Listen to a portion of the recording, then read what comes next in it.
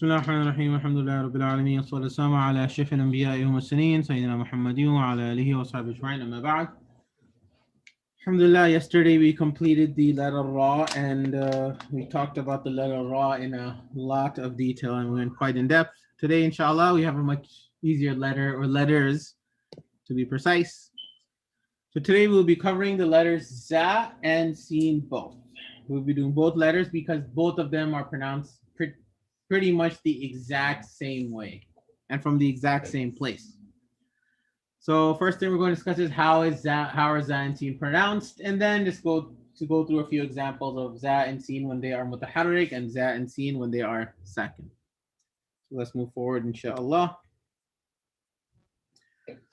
So first thing is how are Za and Sin pronounced? So when it comes to Za and Sin, they're pronounced when contact is made between, number one, the tip of the tongue, and right here. So that area, that's representing the tip of the tongue. And also when contact is made with the surface of the lower teeth. So the lower teeth, the back of them, that's where the tip of this tongue is more. It's more towards the root of them as opposed to the top part. So as you can see, the tongue is not up here, but it's a bit down here. So that is where the tongue is resting when a Za and a Sin are pronounced from the mouth. So what happens when you do this, when you put your tongue down here on the bottom teeth, after that, when you push out air or sound, this air comes all the way from here, but because you put your tongue down here, it raised this whole area up like this. So it made this area right above your tongue very, very constricted, like there's very, very little space. The area above the tongue becomes very little because you folded your tongue this way. When you do this tightness that's there, when you start trying to make a sound come out, it makes sort of a whistling type sound, very light whistling sound, come out when you're pronouncing it. For example, Sin, right? So there's like a very, in the letter Sad, it's more apparent, but inshallah, when we talk about Sad, I'll give more detail. Same thing with Za. So that little, you won't really hear much of the whistling sound, but basically it's a very high-pitched sound. One way I explain it to people is that if someone is praying Salah next to you, normally you won't, and they're praying lightly, you will not be able to hear anything, but you will definitely be able to somewhat hear the letters that are of the whistling sound. So you'll be able to sometimes hear a Za, Sin, and a Sad. If you notice that people who are right next to you, when they start to read the Durud, you can sometimes hear them clearly. Like you can hear them all of a sudden because those are the letters of whistling. Sad, Za, and Sin. We'll talk about Sad later. It's because of this little area on top, this constriction. It's creating a little high-pitched sound, which is like a whistle. It's not that clear, but nonetheless, that's where Sin and Za are coming out from. When you're doing this, the back of the tongue stays however it is.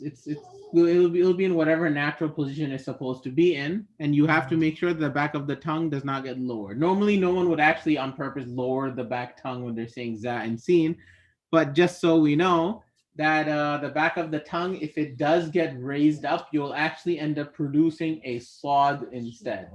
Right? If you have this back part goes a bit up, that will produce if it goes down.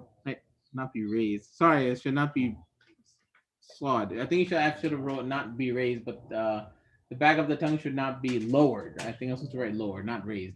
Lowered. If you lower the back of the tongue, it'll create a Sad.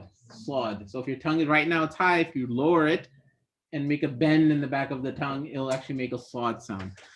There's a misunderstanding about how do you pronounce a Sad. A lot of people think Sad is pronounced by putting your tongue up here. Inshallah, when we get to the letter Sad, I'll discuss that misconception and how that is what's wrong about the letter Sad. But anyway, there are a few different misconceptions about the letter Sad. When we get to that, we'll get to it. But anyway, here, so that is Sin and a Za. So your tongue is right down here, and then you just let out air, or you let out a vibration.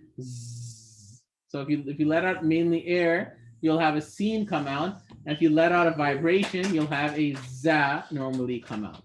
And that is the letter Sin and Za in a very, simple manner. So these two letters are very easy. They're known as these two, Sin and Za are known as the letters of Safir, letters of a whistling sound. It's actually the sound of a bird, but you just call it a whistling sound. Sawd is also included in this, but when we get to that, we'll get to there. Now just some examples. So when Sin and Za have a haraka, same thing. We have to release that tip of the tongue off of the bottom teeth and then make the motion for whatever haraka we want to say. So for Za, for example, we are here, first word is Zahaqa. So Za, Za, Za. So we release the tongue and then we make the motion for the fatha. Zahaqa. Then the next one is with the kasra, Fazi'a. Fazi'a. So Z, Z. So you release the tongue and then make the sound Fazi'a. Last one is with a dhamma, la yahzunuhumul. So Zu, Zu, Zu. So you make your lips round and then you release the tongue, Zu. With the Sin, it's much easier, obviously, as we're used to an S. Sama'un, or Sama'un. So Sa, Sa. So again, you release the tongue and then let the air out. Next is the dhamma, Suqita.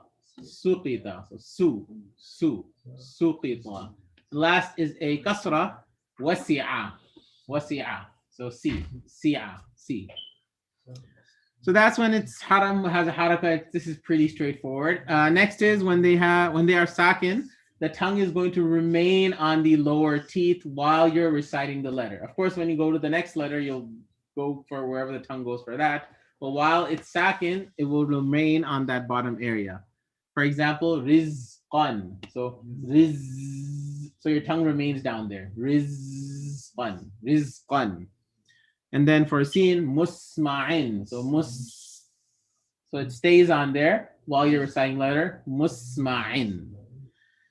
And those are just a few examples of a za and a sin. So za and sin are relatively very easy letters because we have direct English equivalents of a z and an s. So they're not that hard to pronounce.